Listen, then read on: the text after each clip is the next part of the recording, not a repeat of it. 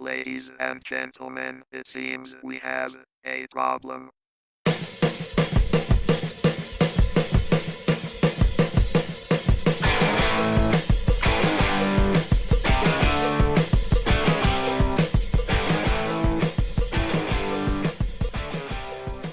Ladies and gentlemen, boys and girls, it's Thursday, and you know what that means. It's time for another episode of the TopSpeed.com podcast. TopSpeed.com is your internet home for all the crazy, cool, and amazing things you ever want to see that are automotive-based, but has an engine and wheels. We like to talk about it. Hello, everyone. I am Christian Moe, and I'd like to welcome you today. As always, we are joined by our editor-in-chief, Justin Coupler. Justin, say hello to all these lovely people.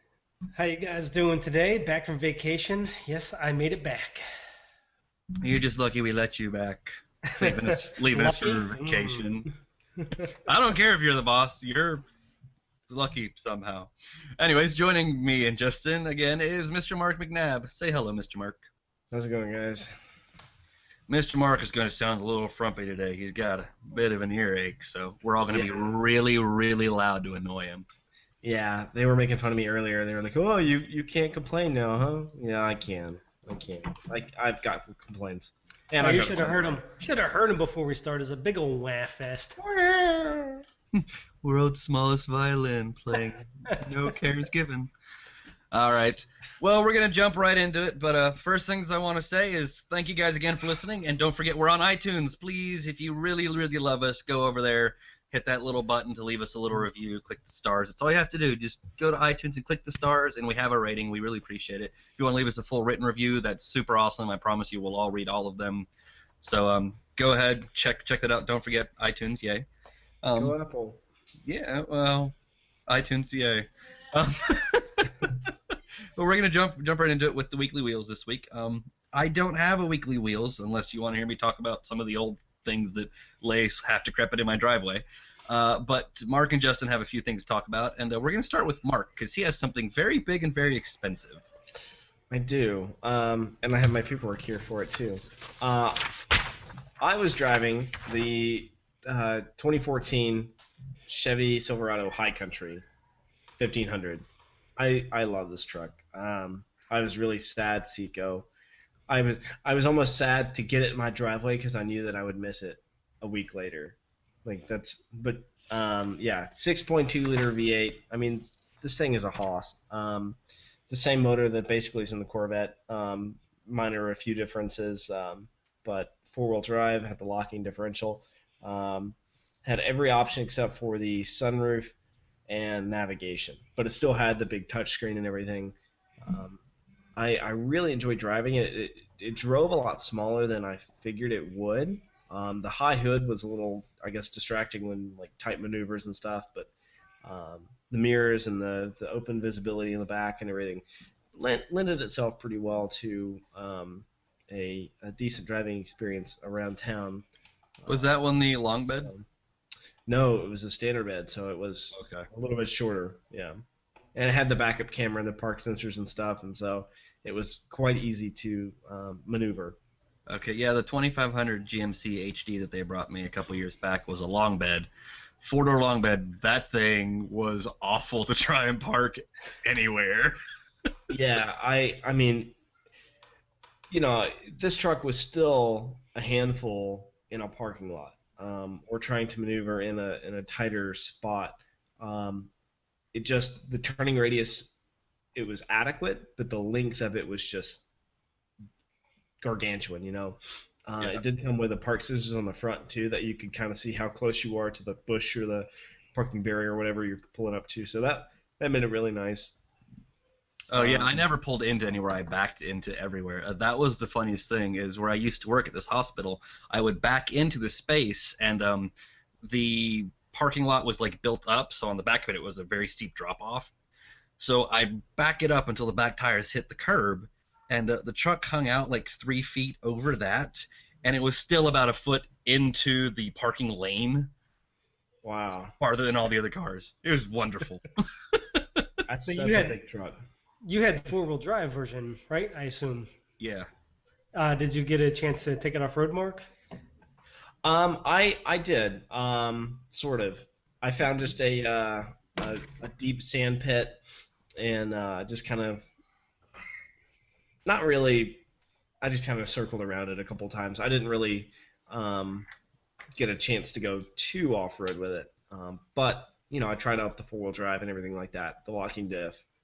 So, I mean, it handled pretty well. It had street tires on it, but it still, I never felt it bogged down in the sand or anything like that. So it was pretty impressive. Did it ride like a truck, or are they starting to No. get better with the ride? I mean, it still has the leaf springs in the back, but it felt really composed. It never got sideways on jittery pavement or anything like that in a turn.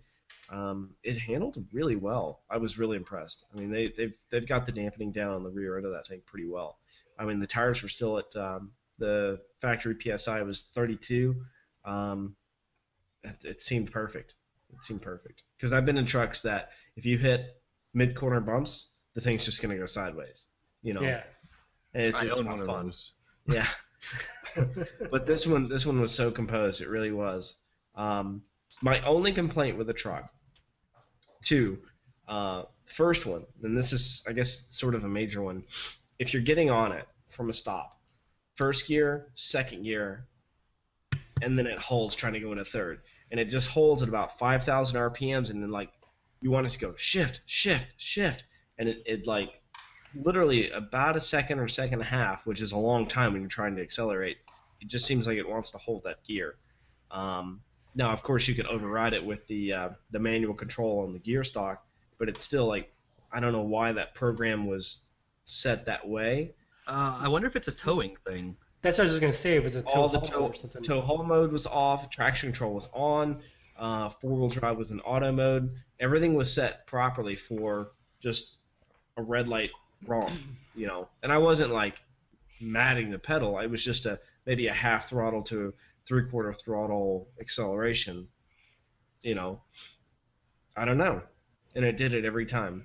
But if I was smooth on the throttle and like grandma was in the back seat or something, it would take it nice and slow. It shifted perfectly.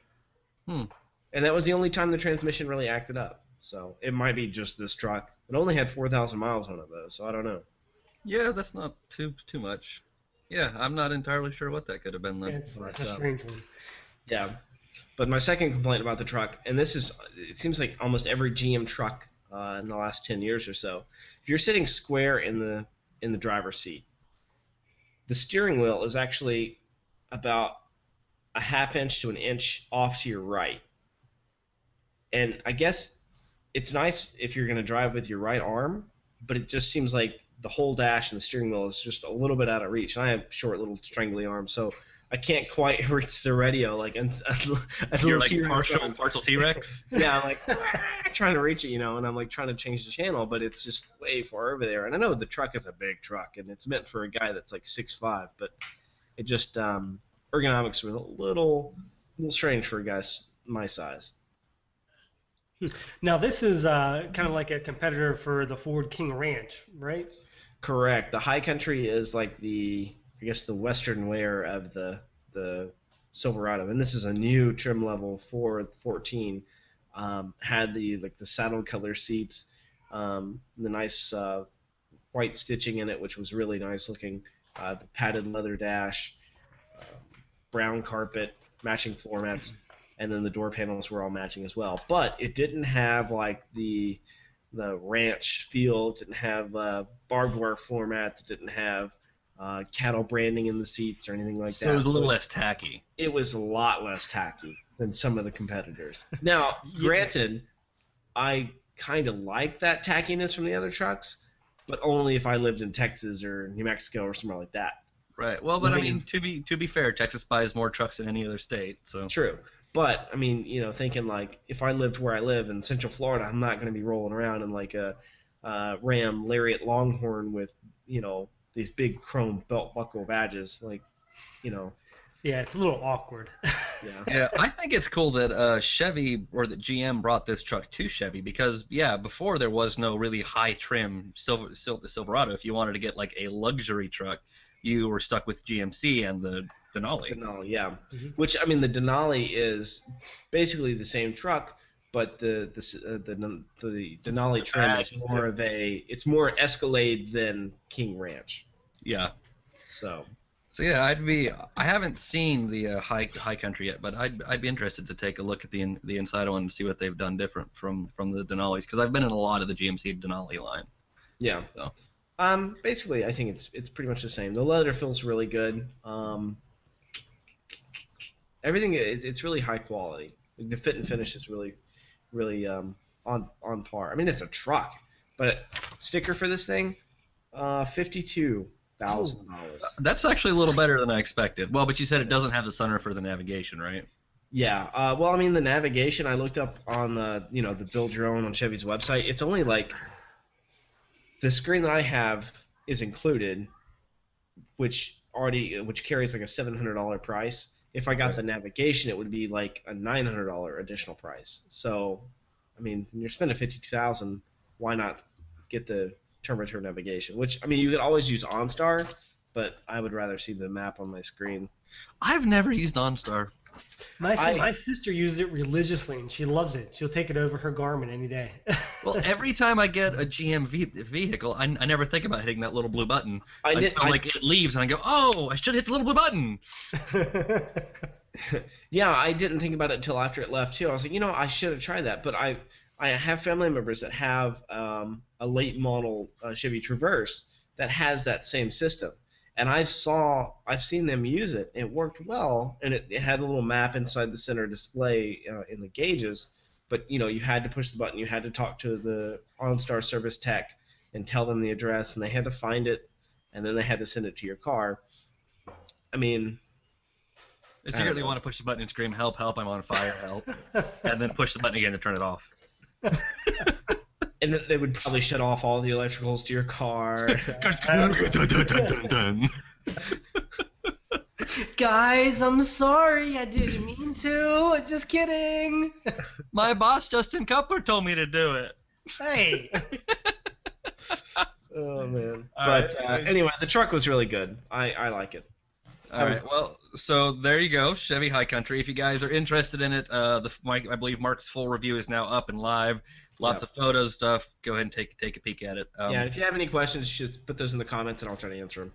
See, there you go, because we're awesome people like that. I'm a nice guy like that. Moving on, we have something that's less awesome, but probably more interesting to 99% of people. Justin was driving a new Accord. Yes, I got a crack at the 2014 Honda Accord Touring, which is the top of the line model, just a step above the EXL. And a few weeks ago, before I went on my wonderful, wonderful, hard-working vacation, I talked about the Acura TL and kind of compared the two. And this thing blew the TL away, which is kind of weird because the TL is a luxury model and blah, blah, blah. But this thing had every single option I could ever want on a midsize sub-luxury sedan. And you had leather interior, rear view camera, I think it was a 12-speaker sound system. It even had this cool little thing where when you put your right turn signal on, I think it was, the screen, half the screen turned into like a blind spot monitor. So you could actually see what was in your blind spot when you're making a right-hand turn. That was kind of neat. The leather was great. I was really shocked with how comfortable it was, because typically Hondas and other Japanese imports with their leather is a little bit off. I know years back my mom had a loaded out Honda Accord Coupe, and the leather always got real sticky and hot, and you just kind of stuck to it in the summertime. This is actually really, oh yeah, it was wonderful. Nothing like peeling your skin off of leather. Yeah. Ugh, never mind. Okay. That right there is why I love cloth seats. Like, everyone's like, why did you get cloth? I'm like, because leather's terrible. Yeah, especially down here in Florida, I had a car with black leather, and it sits out in the sun. You get in, you're like, ah, as you're sitting down. Today on Third Degree Burns. Yes. But back to this car, the rear seat's plenty spacey. The engine's not overly powerful. It's just under 280 horsepower. It's like 276 horsepower. But it really, 3.5 V6. But it really gets up and goes. It's tuned well. The transmission shifts just at the right point, so it accelerates nice and quickly. The ride is excellent. That's still on this old 5-speed training, right? Yeah, it's still the old 5-speed by my knowledge. I have to recheck my specs. It's a solid model there. I mean, that's a good gearbox. Yeah, it's been around forever and it works. I mean, why change? Just like the 3.5, it's been around forever. Why change? It works. It's got plenty of get up. The only issue I really had with it is in the corners. It was a pig. Big, heavy sedan, a lot of body roll, very soft suspension, but that soft suspension also got you a really, really nice ride and very little noise in the cabin. So overall, it's a real good buy for someone that's not looking for a BMW or Mercedes, but still wants all the features. It came in at about, I think it was $33,000 fully loaded. That's not that terrible, actually. No, it's really not. It's lower than the Acura TL. So you're getting all these features, but you're not getting the badge, of course. But who needs a badge if you're just A average lot of Joe? people. A lot of people. But People. the average Joe, though, they're not going to care whether it has a Honda or a BMW badge on it. You know, they're going to say, well, this has more features than that. So for the average family, it's a great buy. Even the base level Accord's not bad. I think it bases at about $23,000 if I'm not mistaken. Yeah, I think like 23.6 or so. Yeah, even that's not bad. But this one was an excellent buy for the price, I think. Well, so there you go. If you are married and you have 2.2 kids and you're looking for a new sedan, Justin suggests the Honda Accord. I've actually always kind of been a fan of the Accord in general. It's always one of those cars. It's not the best. It's not the sportiest. It's not the most comfortable. It's like an 85% car. Like it is 85% as good as any other car you want in any other feature. I mean, it's just a solid all-round car. They're just good. Yeah, they really never have been a spectacular, oh my god kind of car, unless you're over in Japan and buying the SIR model from, I think it's the 90s, they made that for a while. Unless you're buying that, it's always been that car. It's always been the car that, hey, this is good enough for me. Right, so I dig them. All right, we're going to go ahead and move on to news, and we're going to start with some of the best news in the entire whole wide universe world. It is apparently 99-ish% official now. Jaguar is bringing a proper, real 3-pedal manual transmission to the F-Type. Also, there's going to be an all-wheel drive version, but nobody cares about that. Yeah. 3 pedals in an F-Type! That's awesome. The F-Type is a sickening car, and to get 3 pedals in that, it's from the moment it was announced, I'm like, this needs to be 3 pedals, because to me it's a lot like the Cayman and the Boxster, and even something like the BMW Z4. Like, these are cars that are not built for all-out speed. They're cars that are built to be just fun to drive around in. I'm going to drop the top on a beautiful summer day, and I'm going to go from here to there the longest way I can figure out how to get there. Like that's what they're for. And for that situation, like, a manual transmission is perfect. You're not on a racetrack. You're not chasing, hundredths of a second on a race course. You're not. You're going to your friend's house on some twisty road, and you're just enjoying yourself. Yeah, it gets you a lot more connected with the car. You're not just slapping a button and shifting gears. You actually get to feel what the car's doing. You're in control of it. It's just a great feeling. I mean, I love paddle shifts, don't get me wrong, but some cars, like my what's that? Schmeh. Some cars, a paddle shift is great. You have a big monster car, you may not want to shift the gears because you might, spin the back end out. But on most cars like this, yeah, you want to be able to run through the gears. And, hitting a corner, you want to downshift into the corners without just slapping the button. You want to control the revs and so forth. So I see your point there, and it's an awesome addition to this car, I think. Yeah, I'm really interested to see what the take rate is going to be. Chances are it's not going to be that great, but I'm really hoping, because I mean some cars, like I think right now the take rate on the Corvette for the manual is like 48%. Wow, that's really high. It's usually like 1 out of 5. Yeah, I think it's closing in on half. And then with the new Golf, Volkswagen has announced that the manual transmission is sticking in the new Golf, and they're expecting like a 25% take rate there. So I mean, it's nice to see some of these cars still have a generous take rate for a 3-pedal manual. And I'm really going to be excited to see what the numbers are for this thing in like a year or so, or a year after it comes out, to see what those numbers are. Yeah. I think if Jag can stick like a 15% take rate, it'll be worth the money for them to keep doing it. And I think they're gonna go beyond 15%. This is a manual transmission kind of car. I mean, this is just like the Corvette. People want a manual. That's why you get 47%. The problem is how many people who already have an F-Type are going to trade it in to buy one with a manual, because a lot of people that wanted an F-Type already have an F-Type. But the thing is, some people may have turned away from the F-Type because they don't want a paddle shift. So when they offer one, they may take that car they went and bought the had manual and said, you know what, I'm going to trade this in and move up to the F-Type. Some of these people to buy these cars had the money just to go, hey, you know what, I'm going to trade this in. No, I lose 15 grand on it, but I want the manual. Yeah, and think about this too, Christian. You know, if I bought an F-Type, I would have bought it when it came out. Now the manual is not going to be out for another 6 months, a year. Yeah, its numbers are iffy, but yeah. Time to trade in, get you a newer car. Yeah, that could be a 2-year cycle. I know my parents worked for a long time. Yeah, well, I mean, I guess if you bought it when it first came out, if you're one of the lucky few, you are at 2 years, you might be interested in upgrading to a slightly newer model if it's got some new features or a little more power or something. Yeah, I'm sure they're gonna add some other stuff in there that's gonna entice people to trade in their automatic model dual clutch model for a manual. So I'm sure there's gonna be something else mixed in there. It's not even a dual clutch. It's just a standard 8-speed auto. I'm sorry. It's the same ZF box they put in everything. Oh wow. Okay. Well then, I'm sure they're gonna add something in there that's going to entice people to change. They're gonna swap something up a little bit just to make it a little bit better. Yeah. I had one of those in the Durango. Yeah. I do wonder if they're going to spread it through the whole model range, though.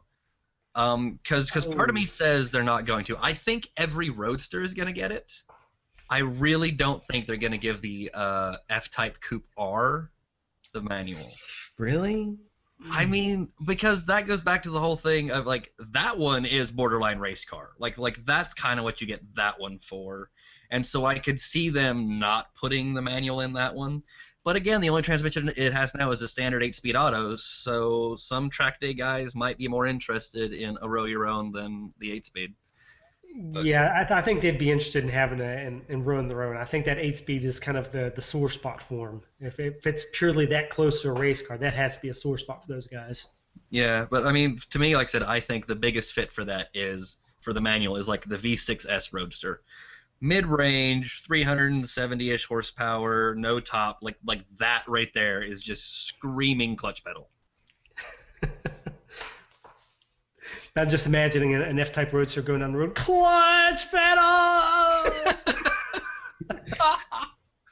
Sorry, I just had that. No, I want to do that now, and it's like, yeah, you're driving, and you hit your button, and it goes, okay, no clutch pedal. All right. Anyways, let's move on to something else that is also super fun and super sexy and makes me super excited. I believe it's Justin here wants to talk to us about some new spy shots we just got of the world's best car ever. Oh, dude. Okay. A new racy Cayman. Yeah, we're all pretty much in agreement that the Cayman is by far Porsche's best pure racing driving car. The mid-engine rear-wheel drive setup is just awesome for the turns, but they always limited it to keep it below the Porsche 911. They've always kind of sandbagged it a bit. And there's been some rumors about a GT4 or whatever the name's going to be model coming out, a little bit more power, some more handling goodies, some brakes, but it's always been just kind of a rumor. Well, our spy guys managed to pick up a one out testing out in Germany that has the classic GT3 type styling, big rear wing, carbon ceramic, carbon ceramic brakes, kind of a GTS-like body kit, and they're pegging this as the GT4. We don't know if it's going to be called that, but that's what everybody's assuming it's going to be. And we're talking, some of the estimates are 400 plus horsepower. That sounds so good. Yes, which is putting the 911, the base 911, it's exceeding that by, I think 50 horsepower. And it's coming up on the Cayman S, or not Cayman S, the Carrera S. So we're talking about a car that's going to rival the 911 within Porsche's own lineup. So this not only is great news for all of us enthusiasts that get to see a Cayman GT4 that's as faster than a Porsche 911 with that mid-rear, mid-mount engine and rear-wheel drive, but this also is good news for the 911 because this means Porsche is not just going to sit back and say, well, okay, we'll let this cannibalize the 911. This means they're going to obviously push the 911 even further. And some people, there are rumors about the hybrid 911 with 700 horsepower and pushing a Turbo S up over 600 and things like that. So, and this is all good news for the entire Porsche lineup, from the Cayman fan to 911 fan. And then this also kind of gives us a bit of a idea of what are they going to do with the Boxster now. Might they have a GT4 Boxster? Is that possibly in the future? That'd be cool. There's all kinds of stuff that this can stem. I mean, this is just making us run wild right now. Well, I mean, I talked about something like this a little bit when we had the announcement for the Cayman GTS, and that was my whole thought is hopefully Porsche is finally letting the Cayman grow a bit, and because there's nothing wrong with having a lower tier car that's better than a top tier car as long as it's like the top of the model range. And I talked about the Corvette ZL or the Camaro ZL1, or what is it? Yeah, the ZL1 and the Corvette. Like, the Camaro ZL1 is more expensive and faster, but you still have the Corvette because they're different cars for different people. And the 911 is always going to be the 911. It's got that special characteristic. It's got that look. It's got the rear seats. There are a lot of people that want a 911 for a 911, and I don't think it's going to be terrible to have a base 911 that's slightly cheaper than the top end of the Cayman lineup. I really don't think that's going to cause many issues. Yeah, and that does open up more performance room for them to push the 911 farther. Yeah, and also they're, like you said, they're completely different cars. You're talking a rear engine car versus a mid-engine car. It's huge differences there. I mean, a mid-engine car handles better. It has much different driving dynamics than a rear engine car. So yeah, you have two separate cars, no rear seats. So yeah, there's plenty of segregation there and plenty of room for a higher output Cayman GT4 that beats the base Porsche 911. But yeah, the big thing is they're going to possibly push the 911 further now. Yay! and everybody wins. And readers have brought up, what about the Boxster GT4? Are they going to do this with a convertible version too, which I think would be awesome too? I don't think they will, though. Yeah. I don't know, because so far it's been pretty much tit for tat with the Cayman and the Boxster.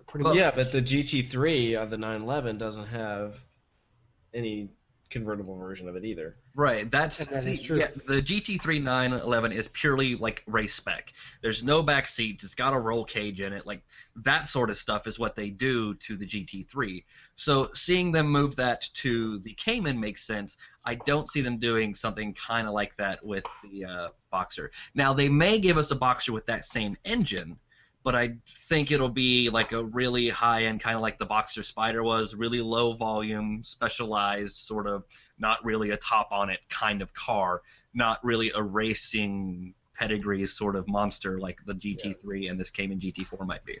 Yeah, that would make more sense. Good point. Look at me making sense! Let's just hope this car doesn't burst into flames every time you drive. Oh, my God.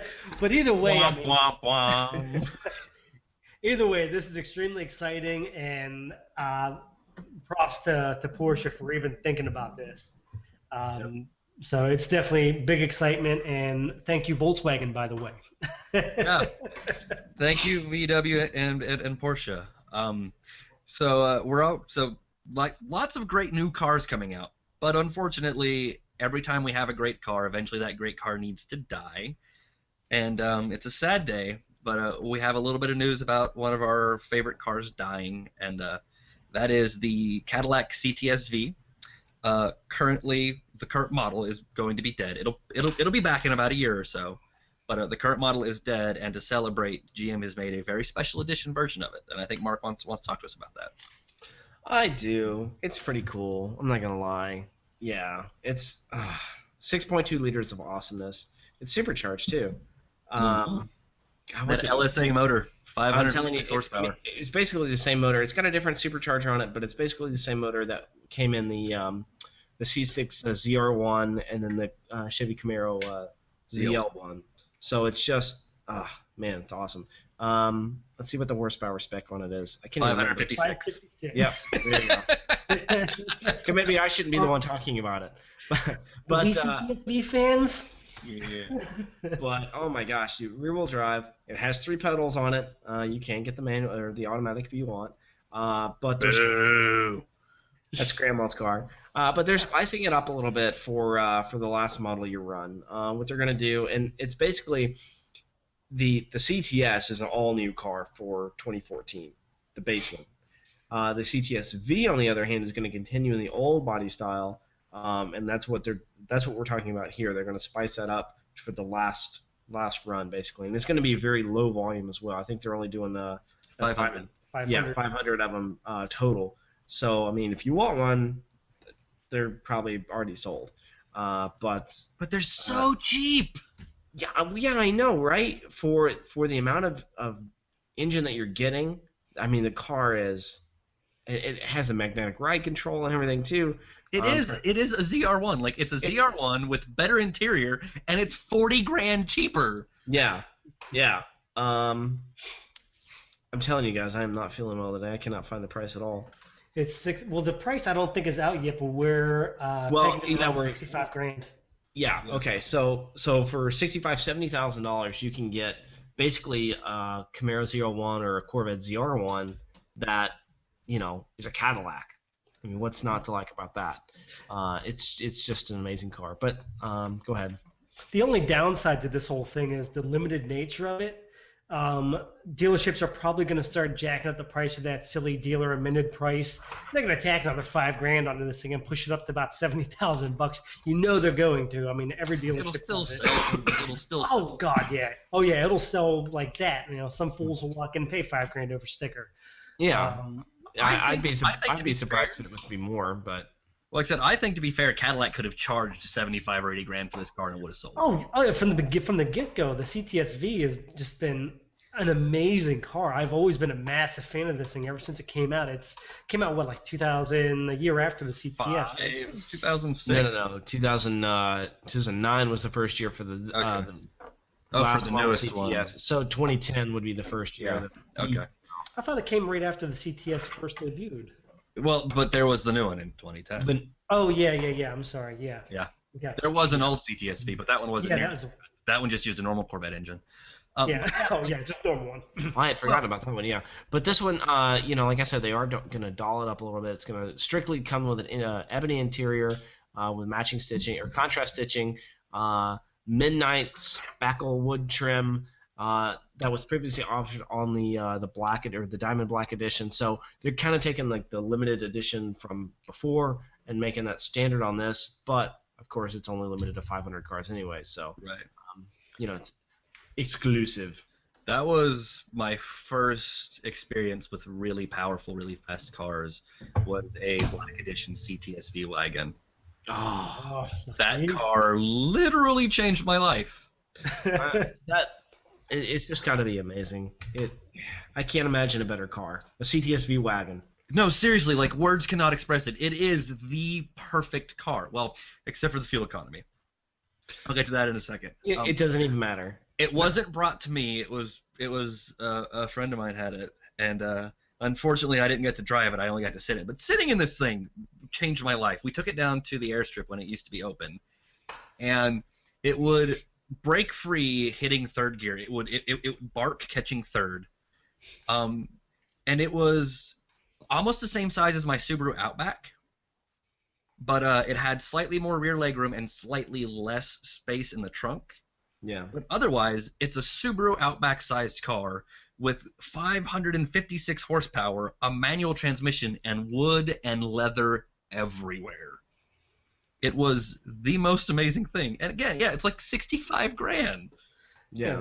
They're incredible cars. I mean, Cadillac really hit a home run with it, and they're smart by doing this, giving them the proper send-off. And then next year when the new one comes, I think it's going to just be even more awesome because the new body has so much potential. So yeah, I think when they start adding the coupe version and the V, all the styling that the V adds in, it's going to be a nice car.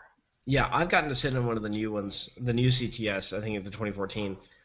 It is an amazing looking car. I don't like the dash or the gauge cluster, but everything else is really, really upscale, very nice. So I can't imagine what the V version of that is going to look like. And gosh, I hope they bring back the wagon.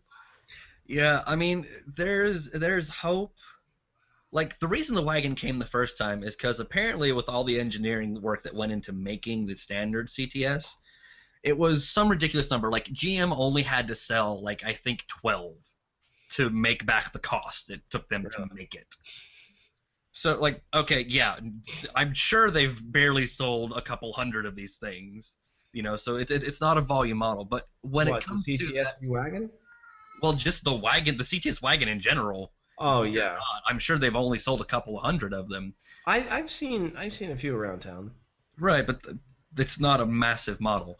But yeah, God, I wish I had a name to quote. But not long after the V wagon was announced, one of the big rags was talking to one of the engineers, and they're like, "Yeah, we did all the math and all the budgeting stuff, and they only needed to sell. It was like less than 20 to make back the cost to create the wagon version after everything that went into making the sedan and the coupe.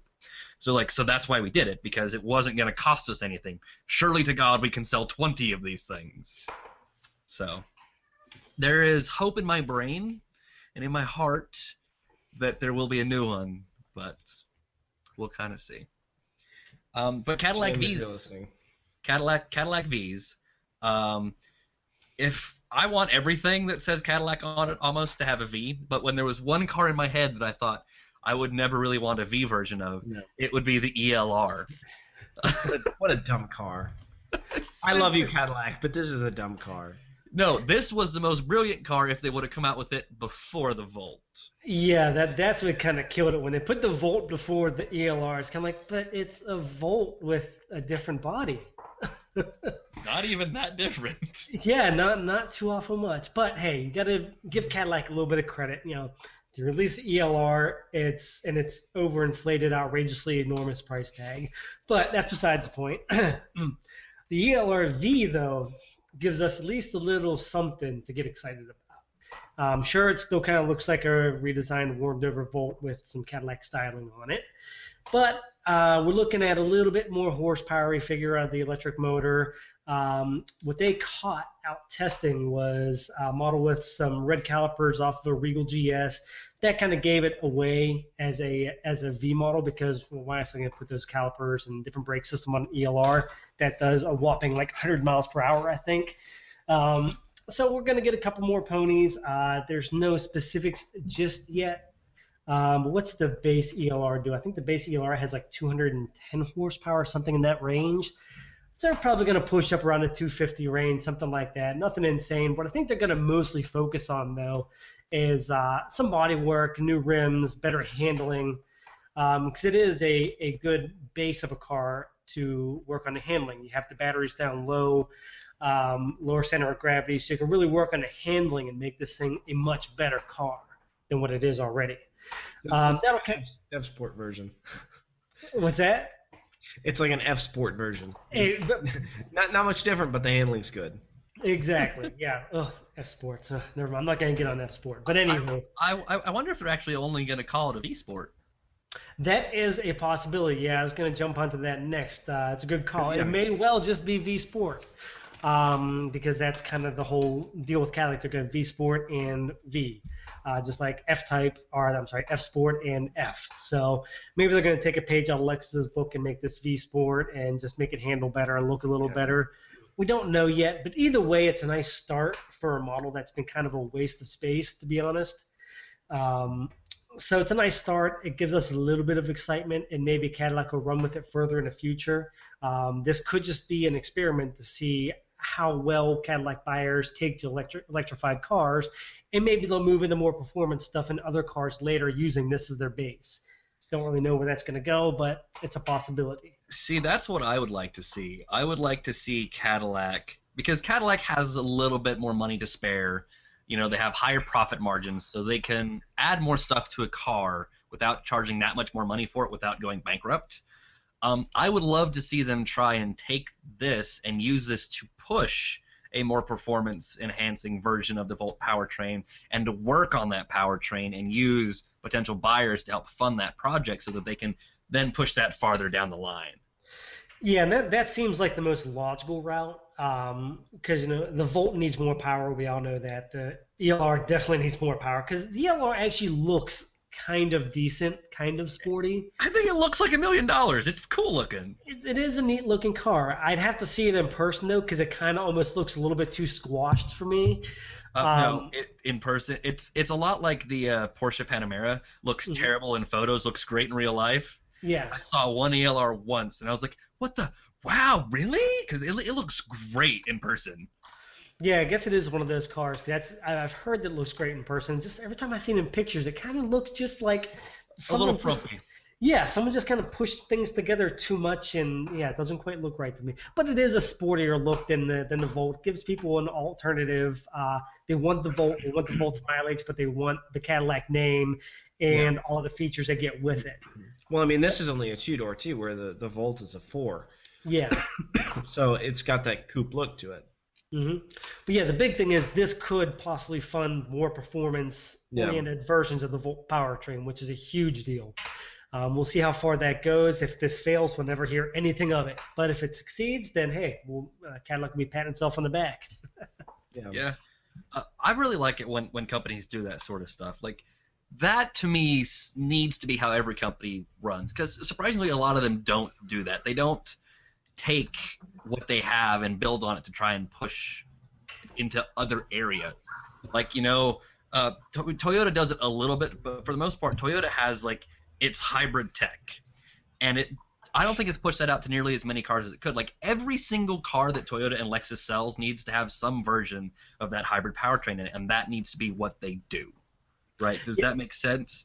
Oh, yeah, I've screamed about that for years about them and that technology. And lots of car companies don't seem to move things around, but it's nice to see that Cadillac might be doing it. And we have exciting news that BMW is going to be doing that. Everyone knows what the i8 is. Everyone knows the i8 is super cool. Apparently, actually a fairly solid performer, even though it only has a teeny tiny 3-cylinder engine and some batteries. But it looks just like the old M1 concept, and everyone's like, well, where the hell is my M1? Why do I have this glowing blue hybrid thing? And at the recent M3 and M4 launch event, I believe it was in Spain or somewhere, was it Auto Guide? I have to check again. It was Car Advice. Car Advice, okay. Anyway, someone did an interview with the head of M, and they're like, hey, what's up with the i8? And is there ever going to be a chance that some of this i8 stuff can turn into some M stuff, like maybe an M1? And he didn't flat out say, yes, there's going to be an M1. He flat out said, we want an M1 and we could build one. But what he said is they will be moving all of that technology and stuff that they've learned over. For me, the biggest advancement in what BMW is doing with their i-Series has nothing to do with hybridization. It has to do with mass production carbon fiber. Yeah. So you can take a car that looks like the i8, which looks like what an M1 should look like, and it's made almost purely of carbon fiber, so it weighs about as much as my muddy boot does. If you take something that weighs about as much as a big muddy boot, and then you take maybe, let's say, the V12 out of the 7 Series and a small hybrid motor, and you put that together, BMW now instantly has a McLaren P1 fighter, or a LaFerrari fighter, or a whatever they want to fighter. And that, I think, is the coolest thing in the world, that BMW has now said, like the M division has told you, like, we will do this. I-Series technology will make it into M. And then they said the other way around. Some of the M stuff that we develop will make it into the I-Series. So BMW is using all of its resources to take a car that looks like $1 million, and hopefully they're going to make it go 1,000,000 miles an hour. And then they're going to take all the 1,000,000-mile-an-hour handling bits and put them back on the other cars. It's going to be, like, amazing. So much sharing going on in BMW, huh? But see, the thing with the i8, though, is they keep going back and forth and back and forth. It's, yes, there's going to be M. No, there's not going to be M. Okay, we're going to share some M. Okay, no, we're not. Okay, we're going to give it some i8 to the M, but, well, maybe we won't. They're kind of him-hawing around about it, honestly. So we've done reports where they've said there's no way it's ever going to happen. Well, they've said there's no way they're going to make an M1 again, and that's gone back and forth. Yeah, but there's no reason that BMW can't take all of the carbon fiber manufacturing knowledge it's gained from the i lineup and move it into the rest of its cars. I mean, all the M cars already use carbon fiber. If you get an M3 or an M6, whatever, they have carbon fiber roofs and carbon fiber body panels. Yeah. They're already playing with carbon. But now they've proved that they can mass produce carbon fiber tubs, which is what an F1 car has, which is what the McLaren P1 has, like a carbon fiber monocoque. They've done that now in mass-produced cars. So what happens when your next M3 weighs 600 pounds less because it has a carbon fiber monocoque? Imagine how good that M3 would be. Imagine if you had an M3 that wasn't all-wheel drive. It was still a rear-wheel drive M3, but it had a small electric motor in the front for off-the-line torque or for off-the-line speed or torque vectoring. I mean, these are kinds of things they can do with this technology as long as they're going to move it over. And, again, this is the head of M, and he's like, he didn't say there's going to be an M1. He didn't say there's going to be M versions of the I series, but he said that technology and that knowledge, that know-how is going to be moved over to the M series. And that's just some of the best news I could ever get. Yeah, I mean, I would agree. I think the product development and the the expertise being shared across the board benefits everybody. It doesn't just benefit BMW or they're just one car here. To be able to transfer that over, I mean, obviously, the M division can definitely benefit from electrification on the front axle, things like that. I mean, like you were saying, off-the-line torque, how cool would that be just to have an electric motor just for that, for torque factoring through corners and stuff. I mean, all in the name of speed, all in the name to get things faster, to get it rolling. Plus, they can slap a green badge on it and say, hey, look, we're saving the universe. Yay, universe! Yay, green cars! Captain Planet. Oh my God! Childhood. Suddenly I feel really old for saying Captain Planet. Yes, and I feel very old for having remembered that. Oh. Now I have the theme song stuck in my head. Thank you so much, Christian. All right. Anyways, you know what? Let's talk about the most expensive Audi in the entire universe. Mr. Mark, would you talk to me about that, please? Yeah.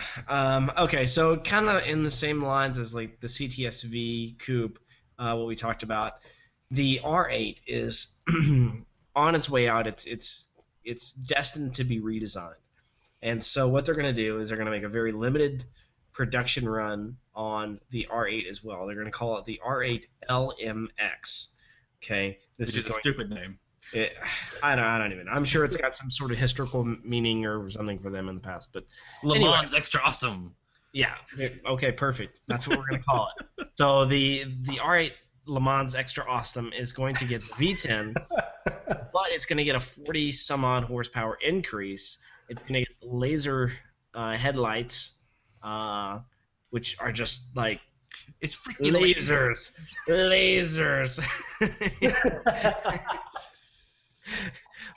And it is going to cost $1 million. Not quite that much, but close. Close.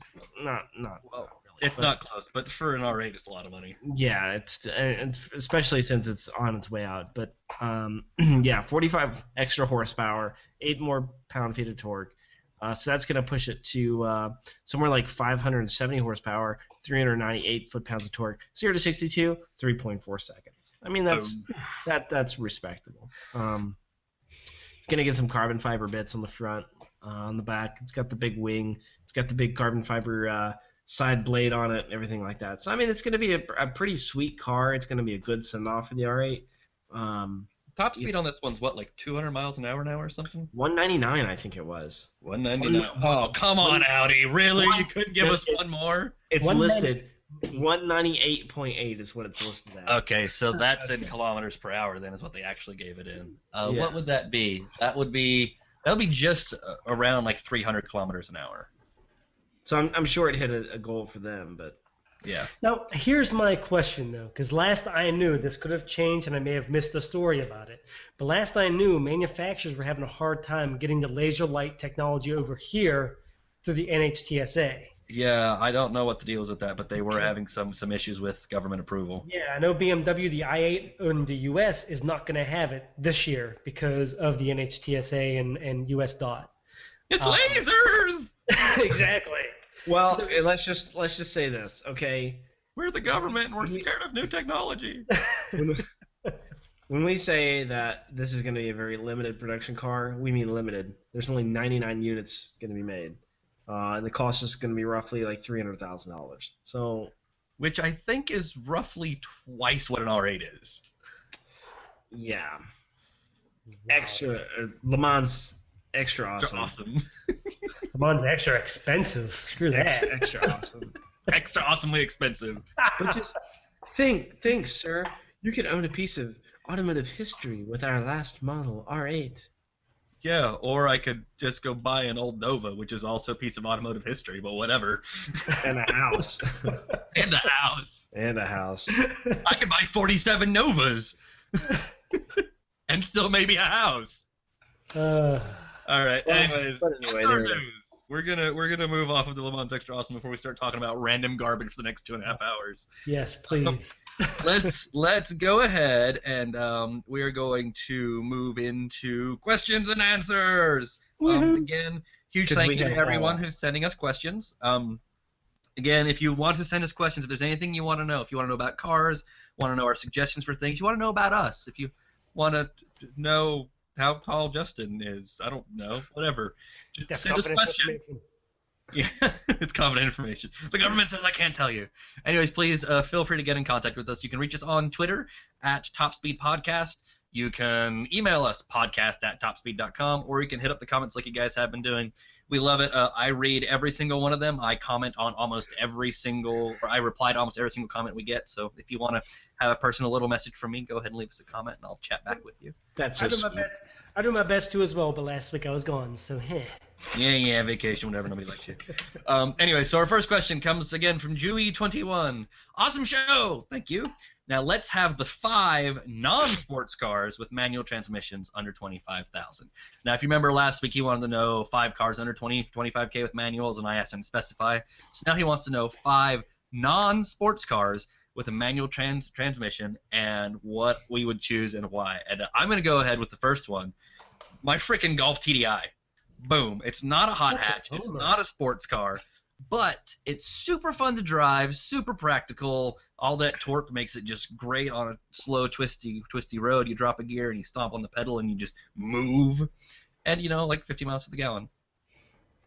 That's really. I was kind of thinking the car, but I was like, maybe that's considered a sports car. But I guess since it's The TDI, GTI is the hot hatch. Yeah, my diesel's not quite. It's like a 7.5 second 0 to 60. It's not really that sporty. That's cool. Yeah, this is a hard one because it's like, what do you pick? Do you pick like a Nissan Versa? I mean, that's definitely under 20 grand, and you can get a manual in it. It's like, I don't really recommend that car. I don't know. All right. Well, It's a hard category to answer. I could say one car that I did get a chance to drive that has a 5-speed. It's not quite considered a hot hatch, but some may consider it that way. Is the I'm going to sound like a homer as well here, but the Forte 5 SX little I think it's 1.8 liter turbocharged. It's like 200 it's about 205 horsepower, so really quick, good gas mileage on the highway at least. It's no sports car. It can kind of border on that hot hatch area, but it is a 4-door, so yeah. All right. Subaru XV Crosstrek. I love that car. I am not a huge fan of. I used to be a huge fan of Subarus. My Subaru love is waning after a couple of years of bad experiences. But when I drove the XV Crosstrek, I freaking loved it. Like, that's the only new Subaru I've driven that still feels like a Subaru. The new Impreza feels like a sort of washed-up Civic. I don't like the way the automatic equipped Outback works or feels because it doesn't feel like a Subaru either. And let me explain that real quick. Subarus were always kind of like Jeeps. Not that they feel like a Jeep, but that they feel like nothing else on the road because they always had that weird, funky, super old school, all the time, all-wheel drive system. They rode and they drove and they handled a very specific way. Subarus feel only like Subarus. Now that they've moved over to this new disconnecting, torque vectoring, usually front-wheel drive system, it feels just like any other normal car for most of Subaru's stuff. If you get a manual transmission in the Outback or the XV Crosstrek, though, you get the old-school, all-time, all-wheel drive system, and they feel like old Subarus again. And the XV Crosstrek is the perfect size. It's got the same ground clearance as a Wrangler Sport. It's like 8.8 inches or something ridiculous like that. It is just a funky little chunky off-road monster, and it's amazing. Everyone should go buy one. I like that car a lot, and I'm glad to hear that you drove it and that you really liked it. So that's comforting to me because I was really wanting to like that car very much. I was super worried about it because I hated the Impreza so much, and it's Impreza based. It feels entirely different. It's awesome. Yeah, well that's good to know. So that's 3 cars. We need 2 more. Oh, man, I'm drawing a complete blank here. 5. I guess I'm the only one that cares about 3 pedals in this group. Fiat 500 convertible. Terrible, terrible, terrible car. Super cool looking. I super think fun you to drive. need to hand your man card over on that one. No. Like, it is a terrible car. It is so underpowered. Like, literally, I had to squeal tires, like hitting the rev limiter in first gear to do a rolling start on a steep hill. That low powered. But because of that, everywhere you go, you are like hitting the rev limiter. Like, oh, You're like 10 tenths. 10 tenths going to get the mill. basically, like seriously, everywhere you go, the car, and the tires are like super thin, and it understeers like a pig everywhere you go. So the tires are constantly squealing, and it's just that's it. You are going 25 miles an hour to church, hitting the rev limiter, squealing around every corner. That's what it is. And because it has that sort of half-ass convertible top, that's not really a convertible top. I hate that top. I love it because you can raise and lower it up to 60 miles an hour. Because most, like the 370Z convertible, dead freaking stop to raise and lower that top, and it takes 22 seconds. If it even looks like it's gonna rain, I'm not gonna drop that top because in the middle of a downpour, 22 seconds is a long ass time to put a top up. Yeah. But with that Fiat, you could do it while you're moving on the highway. Like 60 miles an hour. If you're on the interstate, you slow down just slightly. You're still going faster than all the semi-trucks, and you can raise and lower your top. It's freaking brilliant. It's a terrible car. The interior is shit. It's way too expensive. But for something stupid to have fun with no roof, it's awesome. And this doesn't fit into our category because it's a hot hatch, but you can get the Abarth version of that. All that noise. I still have an issue with that top. That's more of like a glorified cheapskate. It's a Target. Moonroof. It's a Target. I mean, it goes all the way back behind the rear seat, so calling it a moonroof or calling it a Target top is a little weird. But yeah, you still have the sides. So yeah, I mean, calling convertible's weird too. but it's more convertible than it is Target top because you have so a T-top or a moonroof or even a Target top. There is more roof than there is open space when you're done. This does not have that. There's way less roof than anything else. Yeah. It's definitely not a T-top. What? Yeah, no, it's definitely not a T-top. It's No, not a T-top. that would be hilarious. The T-top C, and it just has two little panels. All right, can you guys give me one more car? We need one more. Oh, one more manual non-sports car. Nissan Versa. Fine, I said it.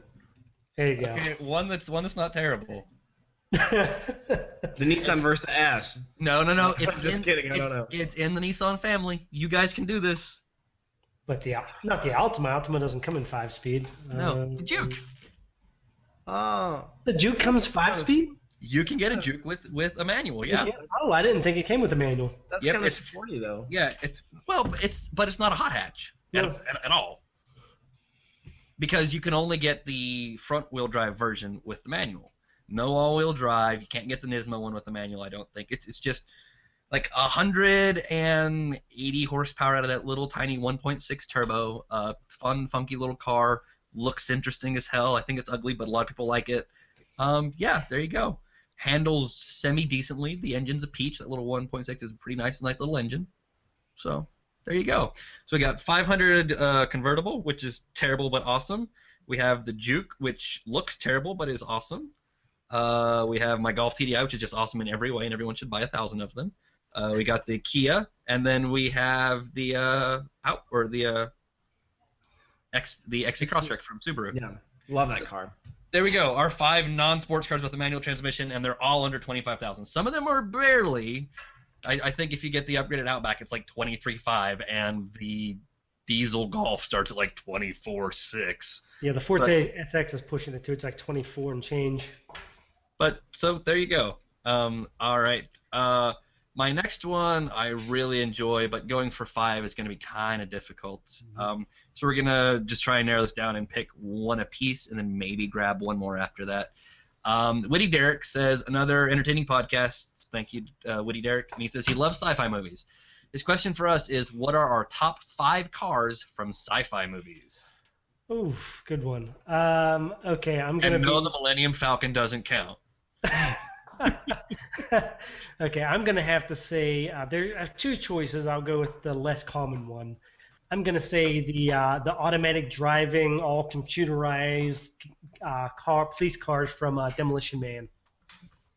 That's a solid choice. I mean, when you run into something like the airbags or that foam that fills up the entire car, and Yeah, it's unchangeable. It crashes it. Oh, that's awesome. That's a good choice. All right, Mr. Mark, do you have one for us? I'm gonna go. Well, it's not a movie; it's a series. I'm gonna go with Kit from Knight Rider. Okay. You know what? I'll give that sci-fi. Yeah. Yeah, it's close enough. How about you, Is there Joe? any reason you chose? Is there any reason you chose Kit? Just because that's the first one that comes to mind, and it's got the cool little thing, and it's Mr. McFeeny doing the voiceover. I never noticed that. Holy crap, you're right. Yes. Now I have to go watch Boy Meets World and be like, it's Kit. All right, I'm going to choose another slightly obscure one here to go with this list, and that is the Probe 16, which, if you don't know what the Probe 16 is, I think they only made like 5 of them. Super rare, low-volume British sports car, and it was in Clockwork Orange, which, if you've never seen that movie, probably don't, because it'll scar your brain for life, but at the same time, it's really awesome to watch, even though it's terrible to watch, if that makes any sense. Is that built off a Corvette? No, I don't think so. I think it's like a completely or mostly original car. But anyone who's seen Clockwork Orange will know what I mean by it's like the best and worst movie, and it'll mess with things, but once things are messed with, it's cool. But yeah. I'm looking at a picture of that car right now, and you win. Isn't that a super cool car? Awesome. It's so weird. Yeah, everyone, go Google right now, Probe 16. And wow, that is awesome. They run. You could buy one and you could drive it. Yeah, they have it for sale on eBay. So they have one on eBay? At least I saw one. Let me pull back up again here. Might be a clone, not the original one. Could be. Let me see. That's just strange. Oh no, it's not eBay. Oh no, it's a list of known probes. Okay. There we go. So yeah, there are very few of these in existence. The one that was actually used in Clockwork Orange was featured on Top Gear a dozen years ago, it seems. Probably way back in 2005 or 6. It was one of their call in with the number to pick a car that we're going to restore cars. It was one of those. I think it's a cool car. I'm really excited that none of you guys picked the DeLorean. Yeah, well, How did I miss that? I'm going to give you one more. It is from Back to the Future. But it's not the DeLorean. It is the Ford Probe that is in the background of Back to the Future. You have to search Ford Probe from Back to the Future, and you'll see it. It's about the only Ford Probe, because when you said probe, I'm like, I remember another one. If you Google that, Ford Probe from Back to the Future, it is the only cool-looking probe I've ever seen in my life. Well, I'm going to have to Google that in a little bit. It's blacked out and everything? Yeah, it's all blacked out, all aerodynamic. You can barely see the wheels. The ground effects are all the way down to the ground. It's actually kind of cool looking. Back to the Future Ford Probe. Yep. Whoa!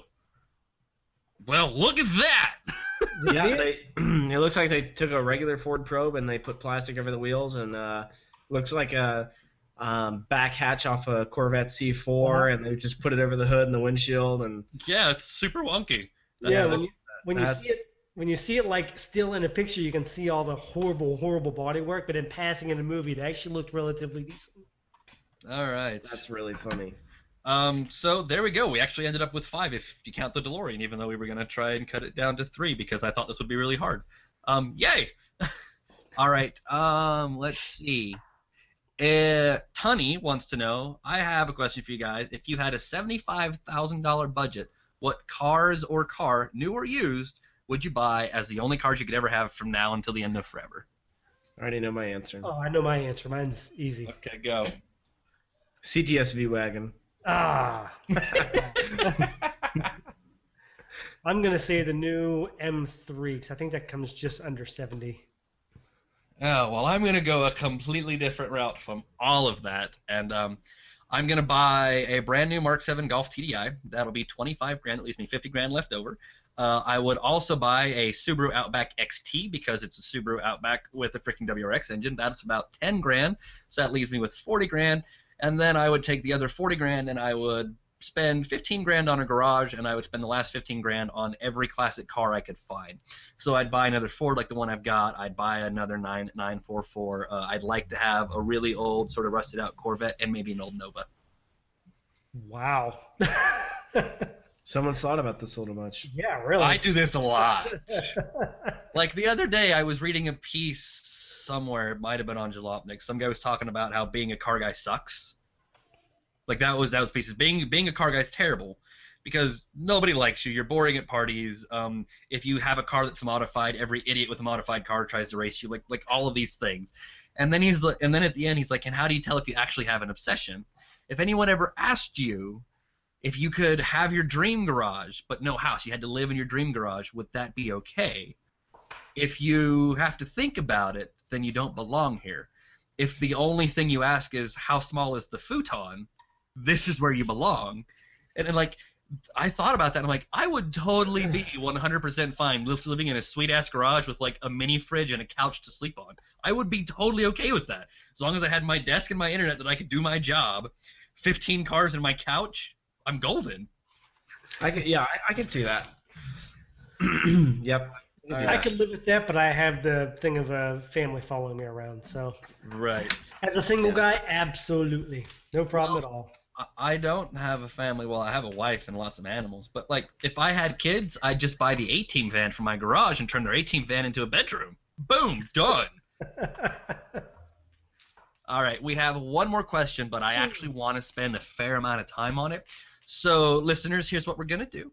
The last question is, we have Darren007, who is asking about an entry-level performance car. He's got a small budget, 27 to 30 grand, and he wants to know what would be the top 3 cars from each of us he could get for this amount of money. But we're going to skip that for now because we're right at our hour time limit. So what I want to do is do Own, Drive, Burn, and we'll semi-officially end the show. And if you are really interested in knowing about these cars, you can stick around after that and hang out with us, and we'll go through what we think would be great performance cars in this sort of price range. All right?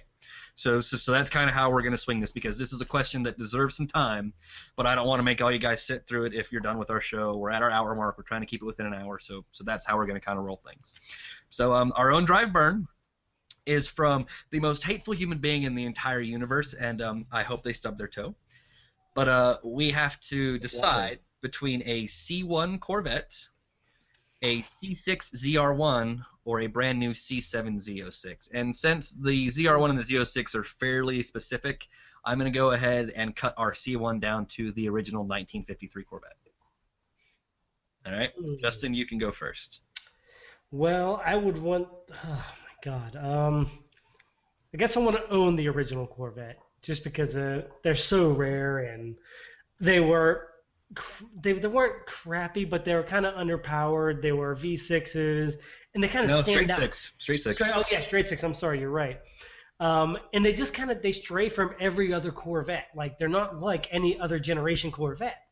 You can't look at a C1 Corvette, 1953 Corvette, the original, and look at any other Corvette in the line and say, oh yeah, that's the same car. You just can't do that. But from C2 on, you can look and say it's the same car. In the drive and burn, I would want to drive, I guess, the ZR1. No, I'm going to drive the C7 Z06 just because I want to drive a Z06, or I'm sorry, a C7. It's just an awesome car. I want to drive it. I haven't gotten a chance to yet. And just by default, I got to burn the ZR1. As much as I hate to do it and I want to just jump off a bridge instead of burn it, I guess I have to. I'll burn it. No reason. Just I have to. Default. Yep, you have to burn one of them. Well, so that was sort of. I spent a fair bit of time thinking about this last night. I couldn't sleep last night and I was up late, so I was really putting some thought into this. And originally I was going to drive the C1, burn the ZR1, and then keep the C7. But for me, Corvettes are the reason I'm in this job now. My first, everyone has that moment that turned them into a car guy, and my moment was with a Corvette. It was with a C3, but that is my moment. My car life revolves around Corvettes, and that's what I want, and that's like my inner me as a little Corvette kid. And it's Genesis. It's the crazy weird straight six. It has no roof. It has no windows. It only came with a 2-speed automatic. Like, it's the most awkward bonkers car in the world. But I love it. It only came in red with a it only came in white with a red interior. There's only, I think, 350 of them were made. Only like 325 of them still survive.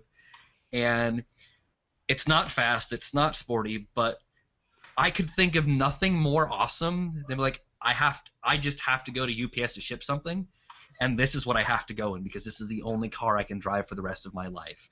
You know. Going to get married, like how many people would kill to have that as their wedding car?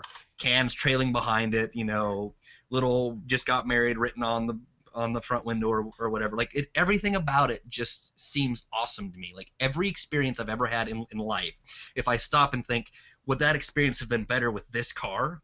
The answer is yes, and I can't quite say the same about the other two. Like my life would have been more awesome and way more fast with a Z06. But it might have also been more backwards, more on fire. The C1 is just wonderful and amazing. And then, yeah, I'm going to end up with the same position that Justin did, where just by default, because of the new supercharged engine that's in the new C7 and the improved interior and the improved aero work, the fact that it's basically a C7 race car, I would drive the C7 Z06, I would keep a C1, and I would set the torch to the old supercharged Corvette, the C6 ZR1. Mark? Well, I guess I'm gonna have to be the third person to burn the ZR1, and my thought was, it's a sad day for the engine, but the interior not so much. The C6 didn't really have that great of an interior, even all the way up into the later years. But for me, I'm gonna swap from your choice, Christian. I'm gonna go. I'm gonna go with driving the C7 Z06 every day, and then driving the C1 once. You know, just to get the historical feel for it. To understand the Corvette's beginnings, but then the C7, you know, it's an everyday car. You can live with it, and you can also hit 60 in like 3 seconds and smoke everyone else. So he's so fast. A third of the time it takes to hit 60 in the C1. Yeah, something like that. It's like 10.6 seconds or something ridiculous. It's like a tenth of the time it takes. All right. Well, so again, all of you normal listeners, that's basically our show. If you're interested, stick around after the outro music, and we've got one more big question we're going to spend a little bit of time on, and that is going to be we're all going to pick a car or two for a $30,000-ish or less performance buy if you guys are looking for a newer used car. But otherwise, we thank you for listening. We really appreciate everyone coming by and listening to us chat at each other for an hour or so. If you want to get a hold of us, please, we appreciate all feedback, all questions, comments, concerns. You can reach us on Twitter at TopSpeed Podcast. You can reach us by email, podcast@TopSpeed.com. Or you can always hit us up in the comments on the TopSpeed website or on the YouTube video if you're watching the YouTube video. If you're watching YouTube, hi, thank you. I cleaned up the wall for you. It used to be mostly barren, and it gave me a good excuse to put up all my office stuff. Again, I'm Christian Moe. You can find me on Twitter if you want to speak to me directly at Moferd. That's Moeferd. Justin Coupler is the Car Junkie, and Mark McNabb is at Mark McNabb. We appreciate all of you guys, and we'll see you next Thursday. Don't forget, if you want to, hang around after the outro music, and we'll have a little bit of a chat for you. Thanks, guys.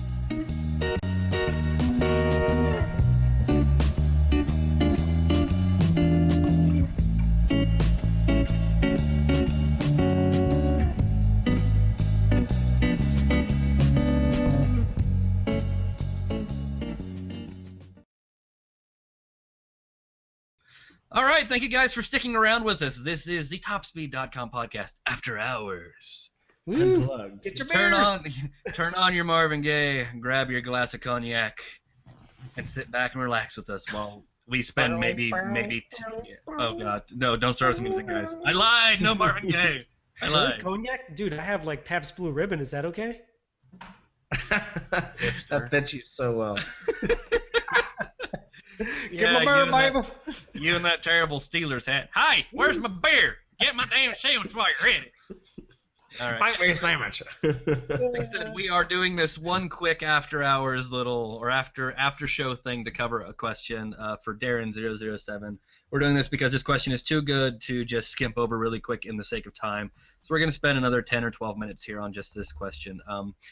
If you're missed for some reason the other show and you just managed to show up at the end for this bit, well, welcome, but kind of strange. But Darren007's question is, he says he's thinking about getting an entry-level performance car. He has a smaller budget, about $27,000-$29,000, which I wouldn't say is quite that small of a budget. No, But it's pretty good. he says, what do we think would be the top 3 cars he could get for that amount of money? Justin, would you like to go first? Yeah, I'm kind of torn between a few. I'm looking at them here, and there's 3 really good options. 2 of them you see pretty much everywhere, so I eliminated those just now, actually. As we're speaking, I eliminated them. I'm going to say What were those 2? the Camaro, the base Camaro, Oh, and the 370Z Coupe. okay. Those 2 you see a little bit too much of. One you don't see quite as much of, and I might get torn up for this one, but so be it, is the Hyundai Genesis Coupe. I like that car. They're much cheaper. You can actually get the base Genesis Coupe 2.0T for I think $26,000. 274 horsepower, 0 to 60, and I think it's the mid 6s. I don't have the specs in front of me. And you can even bump up to say I think you can get up to the 3.8 if I'm not mistaken, and still be in that same price range. Yeah, when that car first came out, I drove one. I drove the Turbo. It was really nice. I liked it a lot. It felt really good. The size is good. And now even as Hyundai has kind of increased improved their quality of the interiors, the car is a lot better. That's a really solid choice. It really is. And I think it's a good competitor to like the BRZ or FRS. Yeah, and you don't see it everywhere. That's another big thing. Not every corner you're turning and saying, oh, damn, that's the same car I have. Yeah. Yeah, that's true. So no, it's a solid choice. Obviously the one everyone's going to expect to hear are Miata, BRZ, FRS. Those we're not really going to include those in this talk because, like, again, those are the really obvious choices. One car I think people don't quite think about when they're thinking a really good performance car is actually a Mustang GT. The new one with a 5.0, you can find one, that's coming back on a lease now. It's about that time. So you've got one that's 2 or 3 years old coming back on a lease. You can get those for about 26 grand. And those are actually really solid cars. It does have a live rear axle, but they handle well. They've got plenty of power, and you can get one with a 6-speed manual. And I'm sorry, those Ford, whoever designs their exhausts, they need like a Nobel Peace Prize. Those engines sound so good. Like a million. Oh, yeah. Just that 5.0 especially is such a meaty sounding engine. Yeah. But actually, if this were my money, if I actually had this money right now to go buy a car, I would be looking at one of 2 cars. I would either be looking at a nice used Boxster or at an M3. If you look, you can find an E90, one of the first year, 2009 or 2008. You can find some of the higher mileage E90s for right about 30 grand, but you can find an E46 all day for 25 grand in solid condition. And then anytime anything breaks, you take it to the dealer, and it's a $1,500 That's what I was just gonna say. Couldn't care less. E46 BMW, and actually for the Porsche, nothing will break. The Boxster and the 911 both have been rated most reliable cars by Edmunds or one of those groups many years in a row. They've won tons of those awards. They're basically bulletproof. Yes, you can't fix anything on them yourself, and that sucks, but they are basically bulletproof. So I would have no problem finding a 2004 or 2005 Boxster S for 25 grand. 90,000 miles on it. I'd put another 100,000 miles on that thing easy and not really worry about anything breaking. I'd go with the 3-year-old GT. I mean, if you're going for cheapest maintenance potential costs in the end, or maybe most horsepower, you really can't beat that. But seriously, E46 M3 is an E46 M3. True. I don't know. I have a serious issue with buying performance cars second or third hand. That because you don't know how bad someone flaunted it. No matter how well they built that Porsche Boxster, if someone had their foot through the well, I guess and I can't say foot in the fan, their foot in the trunk. The frunk. Yeah, in the frunk. Yeah, they had their foot in the frunk. I mean, if they had it up there all the time, it's gonna break. And when you hit 100,000 miles and that Porsche Boxster breaks, you're going to be dumping, like Mark said, $1,500 on anything. And screw a BMW, that's even worse. I mean, I worked in shops. I know how much it costs to fix those things. It is outrageous. Well, but I mean, like with any used car, there has to be due diligence. The thing now, it's going to be worse when it gets to be second or third hand. But like the first new owner, if you're the second owner of an E46 that's clean. Because a lot of people who are not enthusiasts buy M3s because of that badge. I can, especially here in Knoxville, I can tell you, and it's going to sound sexist, but it's not meant to be, but most of them are women. There are a lot of women that have these cars because they're the pretty expensive version of the BMW and they go fast, even though they never drive them fast. That's what they want. They want that badge. They want that cachet that comes with that. And it sounds terrible, but the same thing with a Porsche Boxster. A Porsche Boxster is a girl's car, like the Miata. A lot of women buy these cars, and if you're a second owner, if you find some woman who bought a Porsche Boxster and she's had it for 5 years and she's ready to go get her new car, like that thing is not going to have been beaten. Not at all.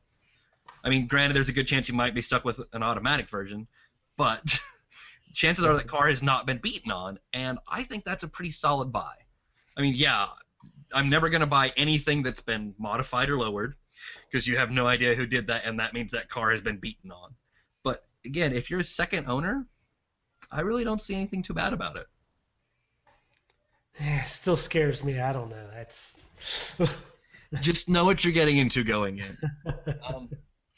Speaking of knowing what you're getting into going in, I can promise you whoever owned it, this has been beaten. But for like $25,000, usually less, you could get a Rex. Like you could buy a brand new Rex for like 26, but you could buy a nice used WRX for 23 grand. We're talking about like a 2013, 2012, like not very old. In fact, let's hop on eBay real quick. Right here, I've got a 2013 WRX. $20,100 is where the bid is at now. It's got 17,000 miles on it. Never mind, that one's 45 grand, but that's a special edition pumpkin orange one. But like, I mean, you can for under 30 grand, you could find low mileage WRXs like under 15,000 miles, but still under 15,000 miles have probably been beaten on. So just be careful about that. And I think this raises a whole other topic too. Searching for what car you're going to buy, that's number one. Now that you know what you're going to buy, find what breaks on it, when it breaks, and whatever car you find in the physical form, see if it's already had those repairs made. Mm-hmm. Always take a car to a mechanic. It doesn't matter if your friend owned it. Just drop it by the mechanic. Hey, Bob, take a look at it. Let me see what you think. Go into the car with him, so you're getting a fair deal. Make sure it's not broken. Make sure it's not two cars welded together and the engine's mount's not going to rust off or something like that. I mean, that's the main thing, is making sure the car is in physical good condition before you drop money on it, especially secondhand. Yeah, and I love what you mentioned about it being a friend's car. Just because it's a friend's car, there might be things that he doesn't know that are broken or that are about to break. Yeah. Like if you crawl under it and you notice the head gaskets are just starting to leak, or you notice that the motor mounts are starting to look bad, like that might not be something that's affecting him right now, but it's something that will need to be replaced soon. So yeah, just because you're buying it from a friend, and tell him straight up, like, I'm not doing this because I don't trust you. This is why I'm just going to take it to a mechanic, period. And that's definitely solid. Always do that. Mm-hmm. Yeah. And never use Western Union.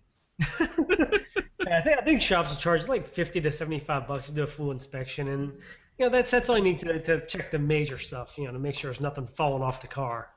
Of course, they don't have X-ray vision, so they can't say, "Ooh, your piston rings are a little bit weak." They can't tell you that, but they're going to tell you, if the thing's been maintained or not. It's easy to tell. Yeah. Yeah. Oh, another one of those stretch cars, because you said your limit's like 29,000. You can find them for this much. It's a little more difficult. They're usually about 32, but you can actually get a C6 Corvette now for about the 30 grand range. Hmm. Oh, here's one, a base coupe with a manual. It's a 2005 with 40,000 miles on it. Buy it now, 26 grand, and it's red. C6. Yep, C6. There you go. That's cool. 2005 was the first year of the C6. So, I mean, if you want it, there are a lot of really good choices out there. Again, if it was my money, I would seriously be staring at a Boxster. I would be looking at a Boxster real hard. I don't think you can get a Cayman for that price yet. No, probably not. Yeah. The Ian Bays say. Those were new in what, 2010? No, 2007 I think was the first year. Okay. 2007, 2008.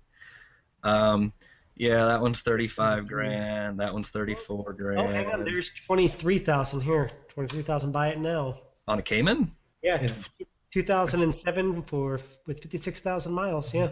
Is it water damaged? That's what I'm looking right now. No warranty. Salvage title. Hang on. Ooh, I found it 2007 with only 12,000 miles on it. It's 32 or best offer. So you could maybe squeeze that down to 30. Yeah, this doesn't say there's anything wrong with it that I can see, but then again, you never know about eBay. Oh, oof, never mind. Eesh. Salvage title? Someone, not salvage title, looks like someone just didn't give a good damn about this car. The buttons are all worn out, and yeah, it looks like one of those cars that probably has a little bit more mileage than it actually says. And there are ways to do that. I'm not going to tell you, but yeah.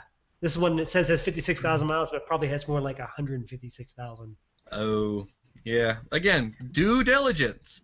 Ooh, here's a blue one. It's in Raleigh. Uh-oh. That's only a few hours away. Nice. It's a 2007 with 45,300 miles on it. It's at a used car dealer called Camden Autosports, and they want 29,000. Buy it now, or make an offer. Let's see.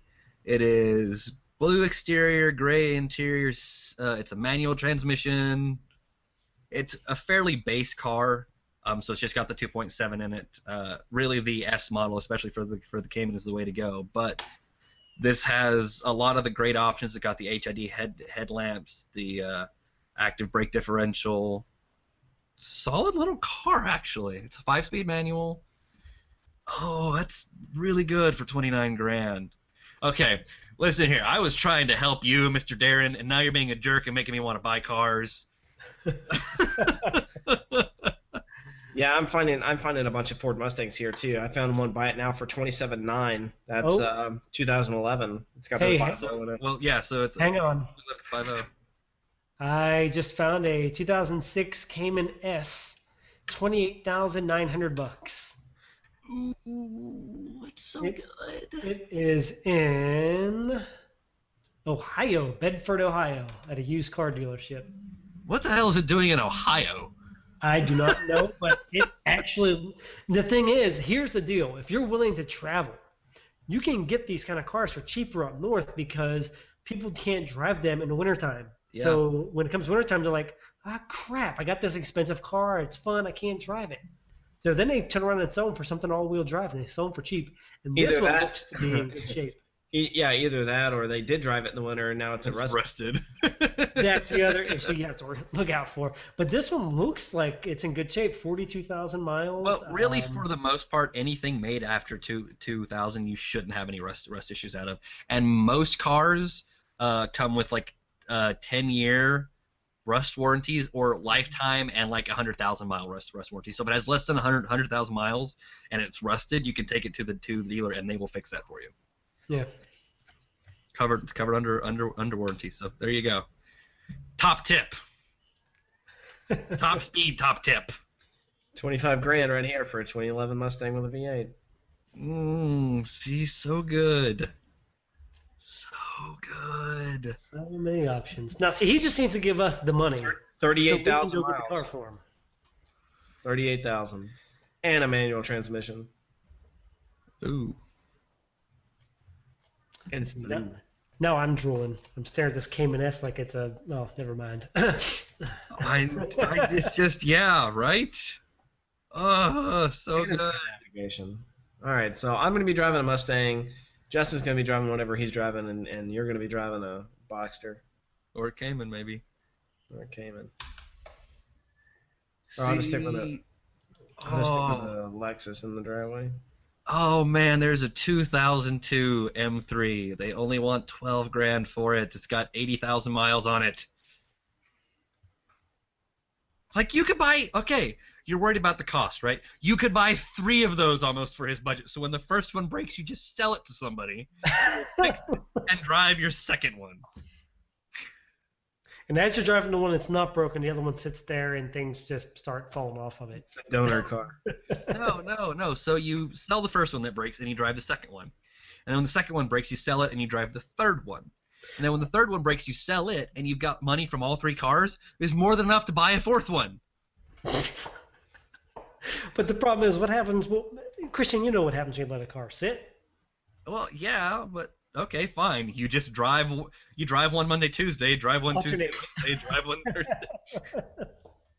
You just Yeah, swap around it. this is my every other day car. This is my Friday car, and these are my Saturday, Sunday cars. I'm just saying. Oh, that one's 25 grand. It's only got 21,000 miles on it, and it's red. Okay, thanks, Darren 007. You now have Christian officially distracted. I am not going to get He anything. is useless for the rest of the day. He's going to be scouring eBay trying to find $10,000 M3s. Thank Or you. Craigslist. I didn't even bother looking on Craigslist yet because every time I get on Craigslist, I have killed 4 hours of my day. All right. Anyways, thank you for everyone who's tuned into our little after extra special thing. We want to thank everyone. Again, this is the TopSpeed.com podcast. We were looking for great small performance budget cars, 27 to 29,000. If you're going to buy new, there's the obvious ones of like the Miata or the FRS or the BRZ. For my money, I'd get the Miata. If you're really good at negotiating, you may be able to swing a V8 Camaro, or I mean a V8 Mustang for that price, but it'll be iffy. For used, yeah, I would pick a nice Boxster. If you can find a Cayman, get a Cayman for that price. Preferably go with Boxster because you can get the Boxster S. Mark's choice for this would be the 5.0 Mustang GT, so 2011 or newer.